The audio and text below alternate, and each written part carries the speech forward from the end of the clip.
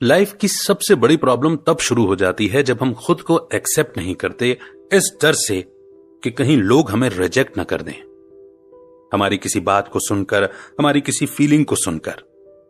और यहां से हम अपनी फीलिंग्स को शेयर करना बंद कर देते हैं और यहां से शुरू होता है सप्रेशन, डिप्रेशन, फ्रस्ट्रेशन और भी न जाने क्या क्या।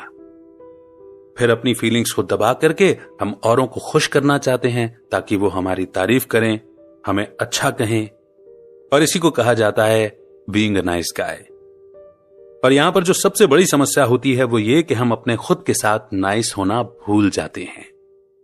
और एक वक्त ऐसा आता है कि फिर जब अंदर से हम खुश नहीं हैं तो औरों को भी खुशियां नहीं दे सकते, फिर वो आउटबर्स्ट होता है, राइट?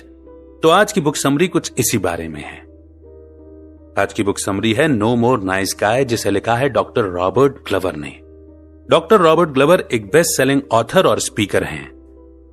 वो लोगों को उनकी जिंदगी में और पर्सनल रिलेशनशिप में जो चाहिए उसे पाने में मदद करते हैं, और इस काम का उन्हें 30 सालों का तजुर्बा है। उनकी किताबें, सेमिनार और पॉडकास्ट ने दुनिया भर में मेंस मूवमेंट को जन्म दिया है।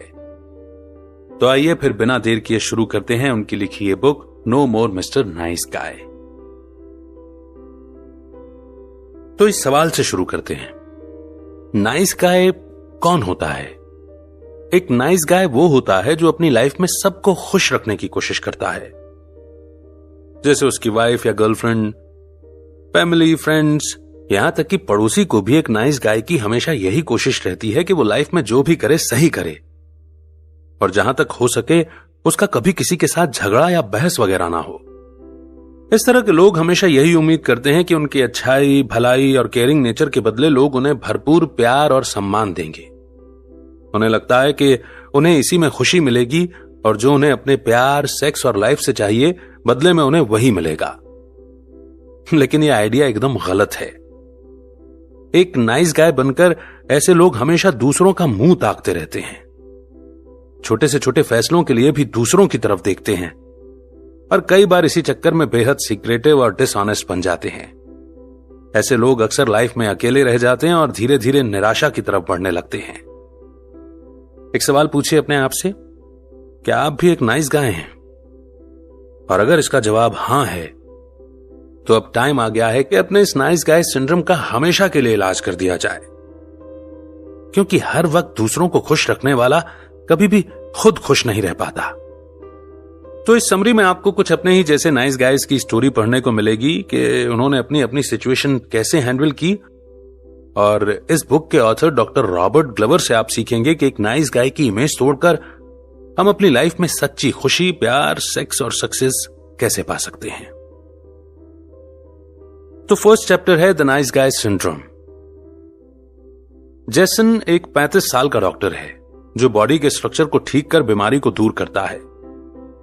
इस बुक के ऑथर डॉक्टर रॉबर्ट ग्लवर के साथ उसने साइकोथेरेपी का इंडिविजुअल सेशन शुरू किया था। जेसन ने अपने बारे में कुछ यूं कहा था, मैं एक नाइस गाय हूं, मुझसे ज्यादा नाइस गाय आपको आज तक नहीं मिला होगा। जेसन की लाइफ में हर चीज परफेक्ट थी सिवाय उसकी सेक्सुअल लाइफ के। जेसन और उसकी वाइफ के बीच कई महीनों से फिजिकल रिलेशनशिप नहीं बने और आगे भी कोई उम्मीद नहीं लग रही थी। जेसन की शुरू से ही ख्वाहिश रही थी कि लोग उसे पसंद करें, उसे प्यार दें, क्योंकि वो खुद बड़े दिल वाला था।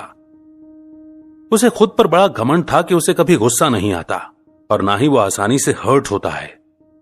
वो सबकी खुशियों का ख्याल रखता था, किसी से उलझना तो उसकी फितरत में ही नहीं था।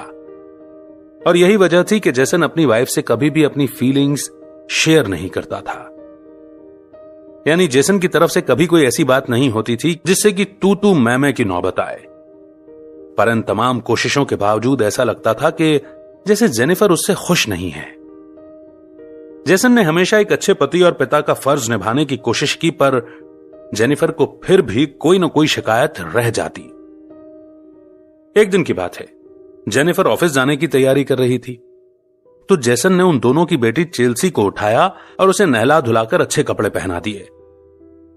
उसके बाद जेसन खुद अपने ऑफिस की तैयारी करने लगा, पर उसने देखा कि जेनिफर कुछ चिढ़ी हुई सी लग रही है।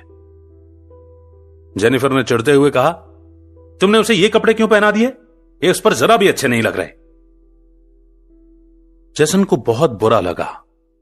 जेनिफर को जरा भी ख्याल नहीं आया कि जेसन ने उसकी हेल्प करने के लिए इतना कुछ किया था। उसे थैंक यू बोलने के बजाय वो उसके काम में कमियां निकाल रही थी। फिर एक और दिन की बात है, जब रात के वक्त जेसन ने खाने के बाद पूरा किचन साफ किया। उसने सारे बर्तन धोकर रखे, फ्लोर साफ किया। उसने सोचा आज तो जेनिफर जरूर खुश हो जाएगी। पर यह क्या?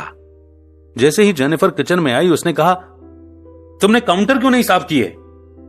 जेसन अभी क्लीनिंग कर ही रहा था कि जेनिफर ने उसे टोक दिया। उसकी तारीफ करने की बजाय उल्टा उसने उसकी गलतियां गिना दी थी। यहां तक तो फिर भी ठीक था, पर जेसन की असली प्रॉब्लम थी उसकी सेक्स लाइफ, जिसे लेकर वो काफी टेंशन में था। जेनिफर सेक्स को लेकर कभी भी एक्साइटमेंट दिखाती ही नहीं थी, पर जेसन उसे कभी फोर्स नहीं करता था क्योंकि वो एक अच्छा पति बनना चाहता था। वो अपनी तरफ से पूरा बेस्ट करने की कोशिश कर रहा था। इसके बदले में उसे अपनी मैरिड लाइफ से सिर्फ एक ही चीज चाहिए थी, और वो भी जेनिफर इग्नोर कर रही थी। जेसन ने कहा कि मुझे लाइफ में सिर्फ प्यार और अपनापन चाहिए। क्या मैं इतना भी डिजर्व नहीं करता? क्या मैं कुछ ज्यादा मांग रहा हूं? इस बुक के ऑथर डॉक्टर रॉबर्ट ग्लवर अपनी लाइफ में ऐसे कई नाइस गाइज से मिले हैं, जिनमें से 3 की स्टोरी हम यहां शेयर कर रहे हैं। टॉड एक ऐसा ही नाइस गाय है जो औरतों के साथ बेहद ईमानदारी और तमीज से पेश आता है, और इस बात पर उसे काफी गर्व भी है। बहुत सारी लड़कियां उसकी दोस्त हैं जिन्हें लगता है कि जिस भी लड़की से टॉड प्यार या शादी करेगा वो बहुत लकी होगी, क्योंकि वो शरीफ और तमीजदार तो है ही, साथ ही एक अच्छा लिसनर भी है। लेकिन उनमें से एक भी लड़की ऐसी नहीं है जो इस दोस्ती को प्यार में बदलना चाहती थी। टॉड एक नाइस गाय होने के बावजूद भी सिंगल है। उसे हैरानी होती है कि लड़कियों को उसके जैसा नाइस गाय सिर्फ दोस्त के रूप में चाहिए, जबकि बॉयफ्रेंड बनने या शादी करने के लिए उन्हें कोई रफ एंड टफ लड़का चाहिए। बिल एक ऐसा आदमी है जो किसी को ना नहीं बोल सकता। वो लोगों की मदद करने के लिए उनकी गाड़ी ठीक करता है। वो अपने गांव की छोटी सी लीग बेसबॉल टीम का कोच भी है। उसके दोस्तों को जब भी घर शिफ्ट करना होता है तो वो फौरन हेल्प करने पहुंच जाता है। अपनी विधवा मां की देखभाल की जिम्मेदारी भी उसी के कंधों पर है। हर शाम वो काम के बाद अपनी मां से मिलने जाता है। बिल हमेशा सबके काम आता है, पर बदले में उसे उतना नहीं मिलता जितना वो दूसरों के लिए करता है। इसके बाद बात करते हैं गैरी की, जिसकी शादी एक ऐसी औरत से हुई है जो उसे बात बात पर इंसल्ट करती है और आए दिन सबके सामने शर्मिंदा करती रहती है। उसकी वाइफ ने आज तक उसे कभी सॉरी नहीं कहा। एक गैरी ही है जो हमेशा सुलह करता है और सॉरी भी बोलता है। दरअसल गैरी नहीं चाहता कि उसकी शादीशुदा जिंदगी में कोई तूफान आए, इसलिए बिना चूं चपड़ किए वो बीवी की गालियां और ताने सुनता रह जाता है। अपनी बीवी की नजरों में गैरी की इज्जत 2 कौड़ी की भी नहीं है, पर इसके बावजूद गैरी उसे बेहद चाहता है और उसकी खुशामद करता है। तो देखा आपने, आपको हर तरह के मिस्टर नाइस गाय मिलेंगे, सबकी अपनी अपनी कहानी है, लेकिन डॉक्टर रॉबर्ट ने देखा कि इनमें कुछ कॉमन ट्रेंड्स हैं। ये नाइस गाइज इस बात पर यकीन करते हैं कि जो वो करेंगे हमेशा सही होगा और लोग उनकी तारीफ करेंगे।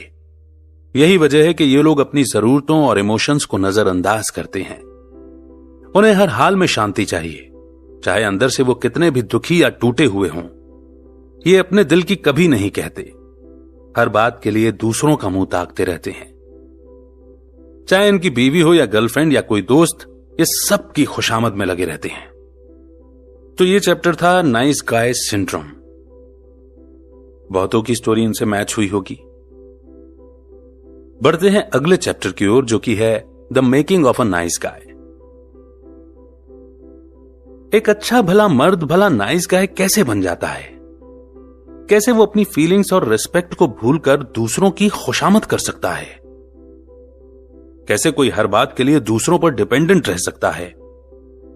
कहां तक कोई दूसरों की खुशी के लिए अपनी जरूरतों और फीलिंग्स की कुर्बानी देता रहेगा?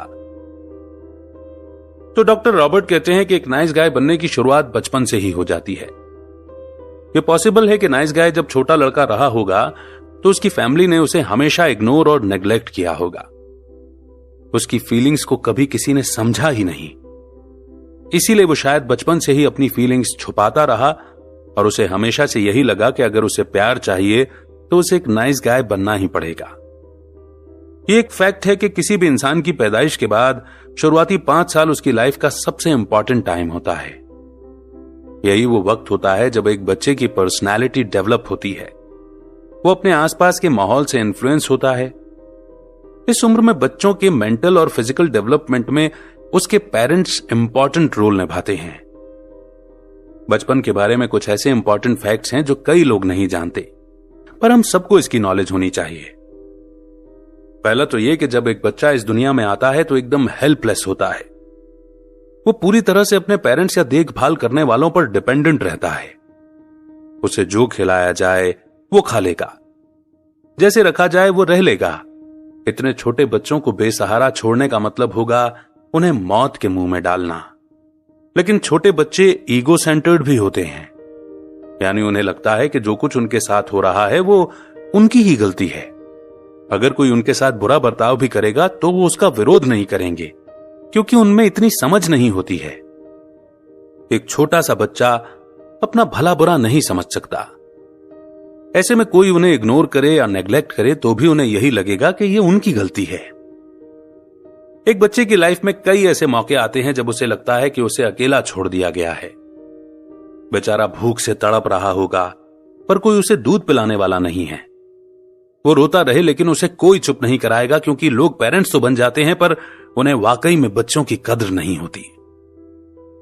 अक्सर ऐसे पेरेंट्स अपने बच्चों को इग्नोर करते हैं, उन्हें बात बात पर डांटते हैं, सबके सामने बेइज्जत करते हैं, मारते पीटते हैं, यहां तक कि बच्चे की छोटी छोटी गलतियों पर भी उसे बुरी तरह से सजा भी देते हैं। कई बार ऐसे पेरेंट्स भी होते हैं जो अपने बच्चे को बहुत देर तक अकेला छोड़कर अपने काम से कहीं निकल जाते हैं।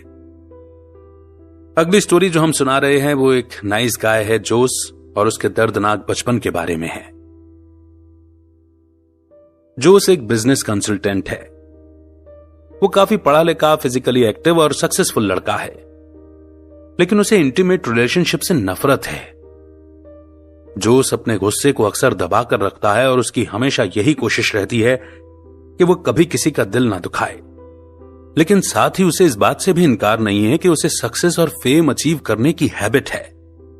जोस को हमेशा से ही वो औरतें अच्छी लगती हैं जो दूसरों पर डिपेंडेंट होती हैं। वो ऐसी औरतों की तरफ खिंचा चला जाता है। इसीलिए वो अपनी गर्लफ्रेंड से भी ब्रेकअप नहीं कर पाया, क्योंकि उसे उसकी फाइनेंशियल प्रॉब्लम के बारे में मालूम था। जोस इस बात को समझता है कि अगर उसने अपनी गर्लफ्रेंड को छोड़ दिया तो वो बेचारी बर्दाश्त नहीं कर पाएगी। जोस ने अपने बारे में बताया कि वो एक ऐसे परिवार से है जिसमें अपनापन, प्यार और समझ की कमी थी। दरअसल उसके पिता बेहद गुस्सैल आदमी थे जो अपने बच्चों को अब्यूज किया करते थे। वो अपने बेटों के साथ मारपीट करते थे और बेटियों को सेक्सुअली अब्यूज किया करते थे। जोस की मां डिप्रेशन का शिकार थी। जब भी उसे दौरे पड़ते वो पागलों की तरह कई घंटों तक सफाई करती, सब कुछ शीशे की तरह चमकाकर साफ कर देती, और जब उसे डिप्रेशन होता तो घर में तोड़ फोड़ करती थी और अपनी जान दे लेने की धमकी देती थी। जोस जब 15 साल का था तो एक बार उसकी मां को दौरा पड़ गया। उसकी मां के हाथ में भरी हुई गन थी और वो सुसाइड करने जा रही थी। जोस दरवाजा तोड़कर अंदर गया और अपनी मां के हाथ से गन छीन ली। ये कोई नई बात नहीं थी। उसके घर में रोज इसी तरह के तमाशे होते थे। एक तरह से जोस और उसके भाई बहनों को इस माहौल की आदत पड़ चुकी थी। यही एक बड़ी वजह भी थी जिसने जोस को हार्ड वर्क करने के लिए मजबूर किया, ताकि वो इस फैमिली में रहते रहते कहीं पागल ना हो जाए। अपनी फैमिली को ठीक करने की जिम्मेदारी जोस ने अब अपने सर पर ले ली थी, और हुआ यह कि वो कदम कदम पर अपनी खुशियों के साथ समझौता करने लगा। अब जैसा कि नाइस गाइज के साथ अक्सर होता है, उसने अपना रिलेशनशिप और अपनी जॉब में भी समझौते करना शुरू कर दिए। यानी जोस खुद से पहले दूसरों की जरूरत और खुशियों को अहमियत देता था।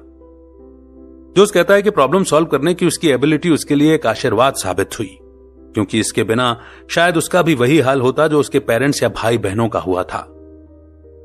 अगर आपका भी जोस जैसा ही दर्दनाक बचपन रहा है तो यकीन मानिए कि आप अकेले नहीं हैं। आप जैसे कई सारे नाइस गाइज हैं जो सेम प्रॉब्लम से गुजर रहे हैं या गुजर चुके हैं, लेकिन आप इन दर्द भरी यादों से तब तक छुटकारा नहीं पा सकते जब तक कि आप अपने इमोशंस और एक्सपीरियंस किसी के साथ शेयर नहीं कर लेते। दुख बांटने से कम होते हैं। इसीलिए जो कुछ भी आपके साथ गुजरा है, अच्छा या बुरा, उसे भूलकर फिर से मुस्कुराना सीखिए और एक नई जिंदगी की शुरुआत कीजिए। तो ये चैप्टर था the making of a nice guy. अब हम अगले चैप्टर की ओर बढ़ते हैं, जो कि है get the sex you want, success strategies for satisfying sex. Nice guys की लाइफ में एक बड़ी ही कॉमन प्रॉब्लम होती है, और वो है इनकी सेक्सुअल लाइफ से जुड़ी प्रॉब्लम। पहला तो यह कि इन्हें इस प्रोसेस में भरपूर सुख नहीं मिलता, और उन्हें ऐसा पार्टनर मिलता है जो सेक्स में इंटरेस्टेड ही नहीं होता है। दूसरा यह भी होता है कि अक्सर इन्हें सेक्स के दौरान सेटिस्फेक्शन नहीं मिलता है, और यही वजह है कि नाइस गाइज की सेक्स लाइफ बुरा अनुभव बनकर रह जाती है, जिससे उनके मन में यही बात आती है कि इससे तो अच्छा है कि सेक्सुअल रिलेशनशिप बनाए ही ना जाए। अक्सर इनके पार्टनर भी इनकी प्रॉब्लम को सॉल्व करने में कोई खास दिलचस्पी नहीं लेते। तीसरी चीज यह भी हो सकती है कि नाइस गाय को सेक्सुअल डिसफंक्शन हो। शायद उसे इरेक्शन की प्रॉब्लम आती हो या प्री मैच्योर एजैकुलेशन की प्रॉब्लम हो सकती है। चौथी बात, नाइस गाइज अक्सर अपनी सेक्सुअल डिजायर को दबा कर रखते हैं। अपनी सेक्स फैंटेसी को लेकर उन्हें एक तरह का गिल्ट फील होता है, जैसे फोन सेक्स या पोर्नोग्राफी के बारे में वो किसी और से शेयर नहीं करना चाहते। पांचवी बात, ये हो सकता है कि nice guys compulsive sexual behaviour के शिकार हों, जैसे कि मास्टरबेशन, प्रोस्टिट्यूशन, साइबर सेक्स या एक्स्ट्रा मैरिटल अफेयर। कुल मिलाकर नाइस गाइज की सेक्सुअल लाइफ बिल्कुल भी सेटिस्फैक्टरी नहीं कही जा सकती। लेकिन सवाल यह है कि ये सारी प्रॉब्लम्स इनके साथ होती क्यों हैं? वो इसीलिए क्योंकि सेक्स की बात पर ये नाइस गाइज शर्म और झिझक महसूस करते हैं। यहां एक एग्जाम्पल है। एलन डॉक्टर रॉबर्ट का एक क्लाइंट है। वो मिडिल एज का शादीशुदा आदमी है। एलन के साथ प्रॉब्लम यह है कि उसे एक्स्ट्रा मैरिटल अफेयर करने का शौक है, या ये कह लीजिए कि आदत है। लेकिन डॉक्टर रॉबर्ट का मानना है कि एलन को वेजीफोबिया है, जिसका मतलब यह है कि वो अपने सेक्सुअल पार्टनर के साथ हम बिस्तर होने से डरता है। एलन ने स्टोरी सुनाई कि एक बार वो अपनी एक खूबसूरत फीमेल कलीग के साथ बिजनेस ट्रिप पर गया था। वो औरत उसके साथ खूब फ्लर्ट करने की कोशिश कर रही थी और दोनों ने कई बार सेक्सुअल बातें भी की। फिर एक शाम दोनों ने बार में जाकर ड्रिंक्स लिए और उसके बाद जाकर दोनों स्लो डांस करने लगे। इसके बाद उस औरत ने एलन को अपने रूम में इनवाइट किया। एलन जब रूम में गया तो उसने एलन से कहा कि दोनों साथ में हॉट टब बात लेंगे। एलन बाथ टब में उतरा और उसका वेट करने लगा। थोड़ी देर बाद वो भी एक सेक्सी स्ट्रिंग बिकनी पहनकर हॉट टब में उतर गई। वो लड़की एलन की गोद में बैठ गई थी। दोनों किस करने लगे। लड़की उसके साथ चिपक कर बैठी थी और अपनी बॉडी को उसकी बॉडी के साथ रगड़ रही थी। जाहिर है कि अब एलन भी काफी एक्साइटेड हो गया था, लेकिन जैसे ही लड़की ने उसे बिस्तर पर जाने को कहा तो एलन ने मना कर दिया। उसने कहा कि वो उसके साथ अपने वर्किंग रिलेशनशिप को खराब नहीं करना चाहता। यही कहानी उसके बाकी अफेयर्स के साथ भी हुई। वो लड़कियों से खूब फ्लर्ट करता, प्यार मोहब्बत की बातें करता, पर जैसे ही हम बिस्तर होने की बारी आती एलन मुकर जाता था। यही वजह थी कि उसे कभी सेक्स का सच्चा सुख नहीं हो पाया था। दरअसल एलन को लगता था कि औरतें सेक्स को बुरा समझती हैं। एक नाइस गाय होने के नाते उसे लगता था कि वो किसी औरत को डायरेक्ट सेक्स के लिए नहीं कह सकता, क्योंकि शायद उस औरत को बुरा लग जाए। और इस तरह एलन की सेक्स लाइफ अधूरी थी। यहां तक कि वो अपनी वाइफ के साथ भी कभी सेटिस्फाइड होकर सेक्स नहीं कर पाया था। एलन सिर्फ फ्लर्टिंग में यकीन रखता था। ये उसके नाइस गाय सिंड्रोम का एक हिस्सा था। लेकिन 3 तरीके हैं जिससे एक नाइस गाय अपनी प्रॉब्लम को सॉल्व कर सकता है और अपनी सेक्स लाइफ को बेहतर बना सकता है। पहला और सबसे जरूरी, बैड सेक्स से दूर हो। दूसरा, कम आउट ऑफ क्लोजेट, यानी अपनी फीलिंग्स अपने पार्टनर से शेयर करो। तीसरी, अपनी प्रॉब्लम का इलाज खुद ढूंढो। लाइल एक 45 साल का कंप्यूटर प्रोग्रामर है। उसे सब पसंद करते हैं और वो एक समर्पित क्रिश्चियन भी है। वो एक संडे स्कूल में पढ़ाता भी है। वो हमेशा लोगों की हेल्प करने के लिए आगे रहता है। लेकिन इस परफेक्ट सोशल इमेज के बावजूद लाइल का एक सीक्रेट है कि उसे पोर्नोग्राफी की लत है। वैसे वो 15 सालों से शादीशुदा लाइफ जी रहा है, लेकिन ये सीक्रेट कंपल्सिव बिहेवियर हमेशा से उसके साथ रहा था। लाइल दिन में कई घंटे पोर्न देखता है, फोन सेक्स और साइबर सेक्स भी करता है। लाइल खुद से कई बार वादा भी कर चुका था कि वो ये बुरी आदत छोड़ देगा, पर वो इसे कभी नहीं छोड़ पाता। डॉक्टर रॉबर्ट कहते हैं कि सेक्स को लेकर अपनी शर्म और झिझक से बचने के लिए नाइस गाइज को सपोर्टिव लोगों का साथ और हमदर्दी चाहिए, और उसे अपनी फीलिंग्स बाकी नाइस गाइज के साथ शेयर करनी चाहिए ताकि वो उसे समझ सकें। नाइस गाइज को यह समझना चाहिए कि उनका सेक्सुअल होना गंदी बात नहीं है। लाइल की वाइफ ने जब फोन बिल देखा तो उसे लाइल की इस हैबिट का पता चला। उसने कुछ रिकॉर्डेड नंबर पर फोन करके देखा, और जब उसे पता चला कि लाइल फोन सेक्स और साइबर सेक्स करता है तो उसकी वाइफ दंग रह गई। शुरू में लाइल मना करता रहा कि ऐसी कोई बात नहीं है, पर आखिर में वो टूट ही गया और उसने सब कुछ कबूल कर लिया। लाइल को कई हफ्ते लगे, तब जाकर वो अपनी वाइफ से सब कुछ शेयर कर पाया। डॉक्टर रॉबर्ट ने सजेस्ट किया कि लाइल को इंडिविजुअल साइकोथेरेपी सेशन के लिए जाना चाहिए और साथ ही सेक्सुअल एडिक्ट्स के लिए एक 12 स्टेप ग्रुप थेरेपी भी लेनी चाहिए। यहां लाइल को अपने सीक्रेट्स और एक्सपीरियंसेस बाकी सेक्स एडिक्ट्स के साथ शेयर करने का मौका मिला। अपनी फीलिंग्स को शेयर करने के बाद उसे बेहद हल्का महसूस हो रहा था। अब उसके मन से डर और शर्मिंदगी दूर हो गई थी। एक सपोर्ट ग्रुप के अलावा लाइल और उसकी वाइफ अब एक दूसरे के साथ ज्यादा खुलने लगे थे। फिर धीरे धीरे दोनों एक दूसरे के साथ इंटीमेट होते चले गए। लाइल के मन से सेक्स को लेकर जो डर और झिझक थी वो अब जाता रहा, और वो अब एक नॉर्मल इंसान की तरह खुशहाल मैरिड लाइफ एंजॉय कर पा रहा था। नेक्स्ट चैप्टर है get the life you want, discover your passion and purpose in life, work and career. जैसी लाइफ आप चाहते हैं वैसी लाइफ जीने का एक ही तरीका है कि खुद को एक्सेप्ट करो। आप जैसे हो, जो हो, स्वीकार करो। खुद को किसी और के लिए बदलने की जरूरत नहीं है। अपने डर का सामना करो और अपने पैशन को गले लगाओ। यह स्टोरी है चार्ली की, जो कि एक नाइस गाय बन बनकर थक चुका था, और इसलिए फाइनली उसने अपने डर को फेस किया और लाइफ के हर चैलेंज को एक्सेप्ट किया। असल में चार्ली एक ऐसी जॉब में फंस गया था जो उसे जरा भी पसंद नहीं थी। डर और कॉम्प्लेक्स ने उसके दिल में घर कर रखा था। उसने 2 साल पहले ही इंजीनियरिंग की डिग्री ली थी। इसके बावजूद वो उसी कंपनी में था जो उसने कॉलेज टाइम के वक्त ज्वाइन की थी। चार्ली के बॉस ने उससे वादा किया था कि उसकी ग्रेजुएशन पूरी होते ही उसका प्रमोशन हो जाएगा, पर ऐसा नहीं हुआ। वो अभी भी उसी पोस्ट पर काम कर रहा था, जबकि उसके पास इंजीनियर की डिग्री थी। चार्ली को ऐसी लाइफ नहीं चाहिए थी। उसका रियल पैशन था प्लेन उड़ाना। वो पायलट बनना चाहता था, लेकिन प्रॉब्लम यह थी कि उसने ना तो कभी कोशिश की थी और ना ही उसके पास पायलट का लाइसेंस था।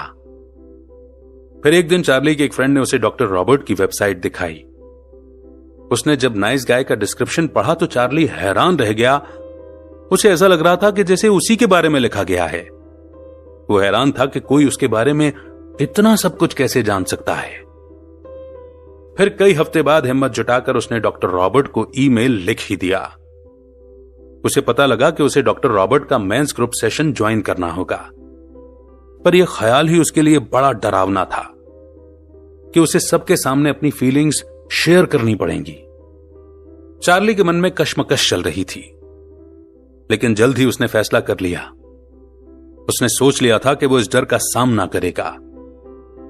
उसने खुद से वादा किया कि जब भी कोई चीज उसे डराएगी वो उसका डट कर मुकाबला करेगा। चार्ली धीरे धीरे ही सही पर प्रोग्रेस कर रहा था, और आखिरकार उसने कर ही दिखाया। अगले 18 महीनों तक चार्ली ने अपना पैशन पूरा करने के लिए कमर कस ली थी, क्योंकि अब यही उसकी लाइफ का मकसद और गोल था। उसने no more mister nice guy group join किया, जहां उसने बाकी साथियों के सामने अपनी असल पहचान खोल कर रख दी और अपने नेगेटिव इमोशंस भी शेयर किए। उसने अपने पिता को भी डॉक्टर रॉबर्ट की काउंसलिंग ज्वाइन करने को कहा। चार्ली ने अपने पिता के सामने कबूल किया कि वो बचपन से ही फील करता रहा है कि कोई उसकी परवाह नहीं करता, यह सब उसे नजरअंदाज करते हैं। उसने अपनी सारी दर्दनाक यादें शेयर की जो बचपन से उसके मन में दबी हुई थी। सारे बहाने छोड़कर चार्ली ने सबसे बेस्ट फ्लाइंग स्कूल में एडमिशन लिया। उसने पूरी मेहनत और लगन से ट्रेनिंग पूरी की और पायलट का लाइसेंस हासिल किया। उसने अपनी गर्लफ्रेंड से अपने घर की जिम्मेदारियों को लेकर आ रही प्रॉब्लम्स के बारे में भी शेयर किया। फाइनली चार्ली ने अपनी पुरानी कंपनी से रिजाइन दे ही दिया, क्योंकि उसे एक इंजीनियरिंग फर्म में अच्छी जॉब मिल गई थी, जहां उसके टैलेंट और काबिलियत की ज्यादा कदर हो सकती थी। इन 18 महीनों में चार्ली एक इंट्रोवर्ट पैसिव नाइस गाय से एक स्ट्रांग आदमी में बदल गया था, जिसकी लाइफ में एक पर्पस और पैशन था। चार्ली ने डॉक्टर ग्लवर को ईमेल लिखकर उनके सक्सेस फार्मूला के लिए शुक्रिया अदा किया। सबसे पहले तो चार्ली ने खुद से वादा किया कि वो कभी भी विक्टिम फील नहीं करेगा और ना ही बनेगा। दूसरा, उसने खुद पर बिलीव करना शुरू किया। वो अब खुद को एक पढ़े लिखे इंडस्ट्रियल इंजीनियर के तौर पर देखता था। उसे यह भी एहसास हुआ कि वो एक जिम्मेदार एडल्ट है। उसकी पुरानी कंपनी ठीक नहीं थी, इसलिए उसे तो वहां से हटना ही था। आज चार्ली एक बेखौफ और सक्सेसफुल इंसान है, जो अपनी लाइफ से बेहद खुश है। और इसी के साथ अब हम आ पहुंचे हैं कंक्लूजन पर, जहां पर इस पूरी बुक समरी के की टेक अवेज, की लर्निंग पॉइंट्स हम रिवाइज करेंगे। तो इस समरी से आपने सीखा कि नाइस गाय कौन होता है और कैसा होता है। साथ ही इसमें आपने कई नाइस गाइज की स्टोरीज भी जानी।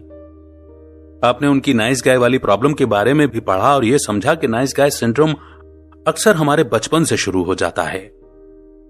जब किसी लड़के को उसके पेरेंट्स नेग्लेक्ट करते हैं या उसे स्वीकार नहीं करते, या अगर उनकी पर्सनैलिटी को दबा कर रखा जाता है, तो अक्सर ऐसे बच्चे बड़े होकर बेहद दब्बू या डरपोक बन जाते हैं।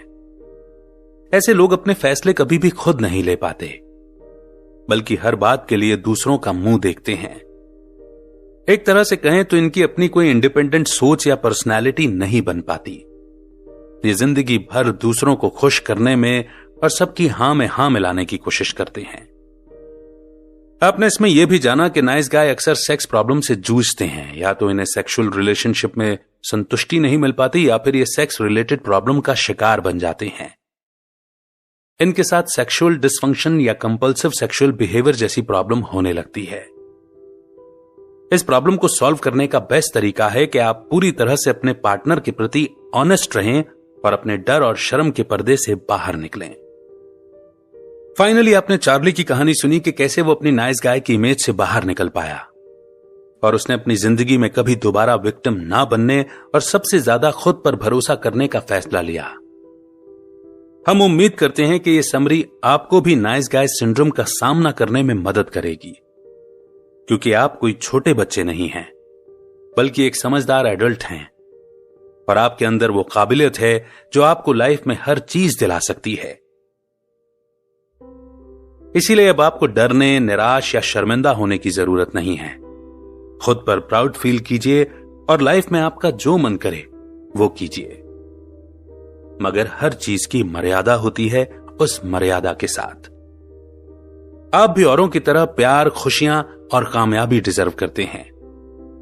जो कुछ आपने सीखा उसे अपनी लाइफ में अप्लाई करें और अपने अंदर छुपे हुए एक नए इंसान को वेलकम करें। तो अब बताइए ये समरी आपको कैसी लगी? कमेंट्स जरूर लिखना है।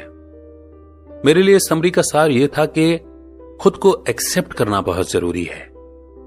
यह सोचकर के हम अगर इस प्रॉब्लम से जूझते हैं, या हमारी ऐसी सोच है, या हमें इस तरह का कोई एडिक्शन है, अगर हम किसी के सामने अपनी ये बात रखेंगे तो सामने वाले हमें जज करेंगे और नेग्लेक्ट कर देंगे। और इसी इग्नोरेंस की वजह से या रिजेक्शन की वजह से हम अपनी बात किसी के साथ शेयर नहीं करते, साझा नहीं करते, और वो सिंड्रोम अंदर ही अंदर बढ़ता चला जाता है, बीमारी बढ़ती चली जाती है। जबकि सबसे ज्यादा जरूरी होता है खुद को एक्सेप्ट करना, इस बात की परवाह किए बिना कि लोग हमें एक्सेप्ट करें या रिजेक्ट करें। अगर आपको अपने ऊपर यकीन है कि आप जो कर रहे हैं वो सही है, तो फिर खुद को एक्सेप्ट करने से बिल्कुल भी मत डरिए। पॉसिबल हो तो डॉक्टर रॉबर्ट या फिर उन जैसे किसी एक्सपर्ट से जरूर एडवाइस लें, कंसल्ट करें, और नहीं तो सेल्फ टॉक कीजिए। खुद से खुद के लिए एक लेटर लिखिए जिसमें आप अपने आप को यह बताएं कि आप खुद को एक्सेप्ट करते हैं, और उसके बाद उस लेटर को जला दीजिए। क्योंकि यह भी बात तय है कि जिस लेवल पर आप अपने आप को एक्सेप्ट कर रहे हैं, जरूरी नहीं है कि उस लेवल पर सभी की मैच्योरिटी उतनी ही हो, मगर फिर भी औरों की इतनी परवाह नहीं करनी है कि अपना सिंड्रोम एक बीमारी का रूप ले ले। राइट?